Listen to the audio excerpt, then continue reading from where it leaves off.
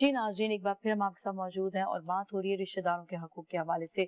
तो अपने मेहमानों से हम जानेंगे कि आखिर रिश्तेदारों के हकूक़ में ऐसी क्या चीज़ें शामिल हैं जो हमें अपनानी चाहिए और जिनसे हमारे रिश्ते बहुत ज़्यादा मजबूत हो। तो इरफान साहब, आपसे सबसे पहले पूछूंगी जी।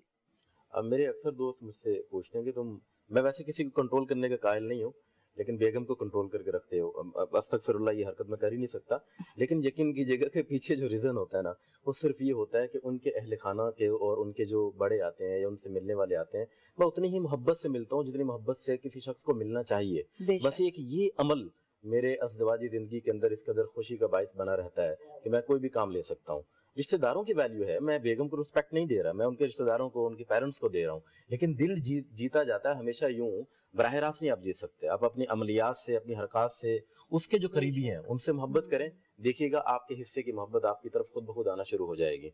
और यही मैं अपने सुनने वालों को भी कहूँगा, आपके देखने वालों से भी कहूँगा कि कम अज़ कम बेगमात को खुश रखिए, और यहाँ से जब सिलसिला आगे बढ़ेगा तो बाकी रिश्ते इसी तवातुर के साथ, इसी तरतीब के साथ आपको मिलते चले जाएंगे, वो आपसे खुद ब खुद राजी हो जाएंगे, और जब वो राजी होंगे तो बेगम खुद ही राजी हो जाएगी। तो ये एक पूरा साइकिल है जो एक दूसरे से जुड़ा हुआ है। अच्छी आपने बात कही ना, इसकी वजह से ये भी होता है कि अक्सर रिश्तेदार कुछ ऐसे भी होते हैं आपके कि ये देखो, ये तो हस्बैंड जो है वो अपनी वाइफ के घर में उनके रिश्तेदारों से ज्यादा अच्छा मिल रहा है, वो डिफरेंस करने लग जाते हैं। मैं कहती हूँ डिफरेंस नहीं करना चाहिए, हर एक के साथ अच्छा इक्वालिटी के साथ आपने जो है बिहेवियर रखनी है। बिल्कुल। अच्छा राबिया जी, आप तो डेंटिस्ट भी हैं और साथ में एक ये भी चीज होती है कि जब हम फैमिली में रहते हैं तो हमें सफाई सुथराई चीजों का ख्याल रखना चाहिए। और मिसाल मैं इसलिए इस चीज की दे रही हूँ कि हम अक्सर औकात ये देख रहे होते हैं कि गुटखा, पान, छालिया ये एक घर में खाया जा रहा होता है, और उसी घर में बच्चे भी हैं, उसी घर में आपके बड़े बुजुर्ग भी हैं, उसी घर में कई ऐसे लोग हैं जो शायद इस चीज को पसंद नहीं करते होंगे, कहीं पर भी पीक फेंक दी, गंदगी फैला दी, इसकी स्मेल जो है बहुत ज्यादा होती है। तो यहाँ पे ये जरूर आप गाइडलाइन करें कि कहीं अगर घर पे ऐसा कोई ऐसा अमल कर रहा है जो दूसरे को नहीं पसंद, तो कैसे उसे हम क्या स्टॉप करें, और स्टॉप अगर करें तो किस तरीके से करना चाहिए? अच्छा देखिए, सबसे पहले तो जो हमारे दीन की बुनियाद है, जैसे कि सफाई निफ्स ईमान है, हम सबको ये बात बचपन से सिखाई जाती है। तो सफाई सिर्फ ये नहीं कि आपका घर साफ हो जाए या आपकी सराउंडिंग साफ हो, सफाई आपके मुंह की भी बहुत जरूरी है, क्योंकि देखिए मुंह ही एक ऐसी जगह है जहाँ से आपके अंदर, आपकी बॉडी के अंदर हर चीज जा रही है। ठीक है, अब लोग इसको सबसे ज्यादा इग्नोर्ड, मैं कहूंगी जो सबसे ज्यादा इग्नोर्ड चीज होती है ना, वो मुंह की सफाई। फेस की भी ऊपर से सब कुछ हम करवा लेते हैं, लेकिन अंदर जो मुंह के अंदर का जो हाल होता है ना, वो बस हमें ही पता होता है। ठीक है, तो सबसे पहले तो मैं इस पे एम्फसाइज करना चाहूंगी कि मुंह की सफाई बहुत जरूरी है। अब मुंह की सफाई में अगर मैं बेसिक्स पे आ जाऊँ तो ब्रशिंग, फ्लॉसिंग, ये सारी बातें आपको भाई बहुत से लोगों ने, बहुत सी उससे हमने सुनी होगी, मगर ये जो गुटखा, पान, छालिया, सिगरेट वगैरह, ये सारी जो चीजें हैं ना, ये भी उतनी ही इम्पोर्टेंट है कि हम इनको भी देखें। कि अगर कोई कह रहा है जी मैं ब्रश कर रहा हूँ, फ्लॉस कर रहा हूँ, लेकिन वो साथ में गुटखे, छालिया, पान, सिगरेट सब चल रहा है, तो आप सोचें आप अपनी बॉडी के अंदर क्या लेके जा रहे हैं, आप क्या कंज्यूम कर रहे हैं, आप कभी उसके उस पे आए। और देखें, ये मैं आपको आपके प्लेटफॉर्म से आज बहुत अच्छा मुझे एक मौका मिला है ये बात करने का, कि ये सब चीजें जो है ना, क्या है, केमिकल्स हैं बेसिकली। ठीक है, और ये आपके मुंह के जो अंदर की जिल्द है ना, उसको सबको खराब कर रही है, और ये कैंसर, सीधा ये कैंसर, इसको ओरल सबम्यूकस फाइब्रोसिस कहते हैं, जिसकी वजह से कैंसर होता है मुंह का, सरतान जिसको कहते हैं उर्दू में। तो ये एक बहुत ऐसी चीज है जिसको आप रिवर्स नहीं कर सकते।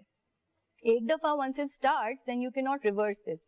तो आपको पहले ही, जैसे अगर आपका कोई रिलेटिव है, आप देखते हैं आपके रिश्तेदारों में कोई है जिसको इस तरह की आदत है, स्टार्टिंग कहाँ से होती है, छोटी मोटी छालियां खाने से। कह रहे क्या होता है छालियां खाने से, ये खा ली, क्या होता है इससे, पान खा लिया ओकेजनल। देखिए, पान खाना कोई गलत चीज नहीं है।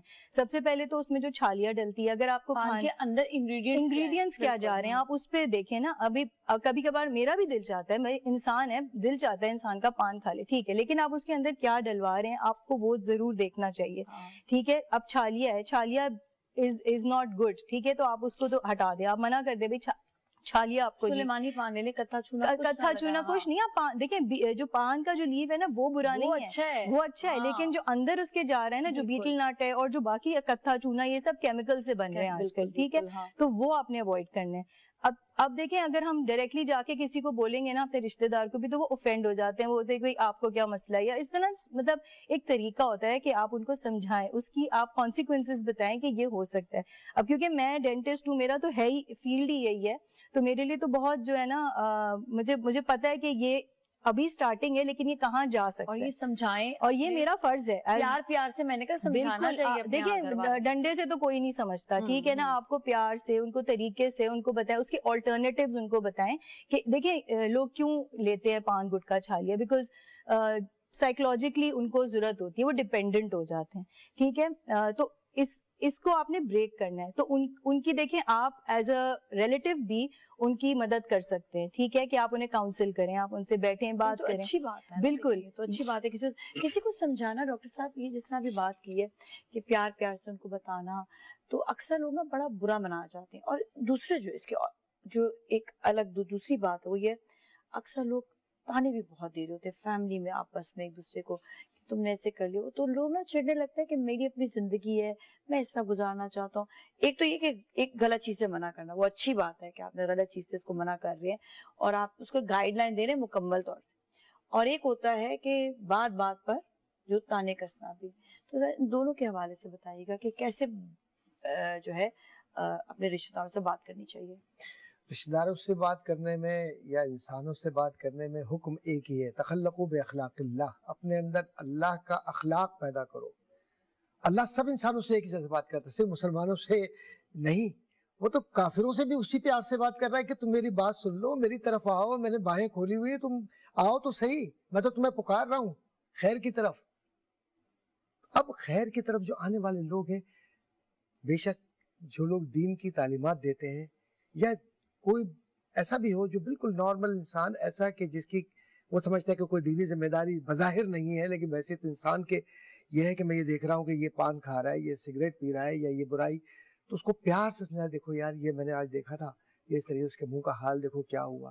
تو تھوڑا سا آپ نے کریٹ کیا اور وہ اس کو بتایا, کیونکہ آج لوگ سین اینڈ بلیف پر زیادہ یقین رکھتے ہیں, جبکہ ہم ایمان بالغیب والے لوگ ہیں کہ بغیر دیکھے بھی بات مان لینی چاہیے, کیونکہ فائدہ اسی میں ہے.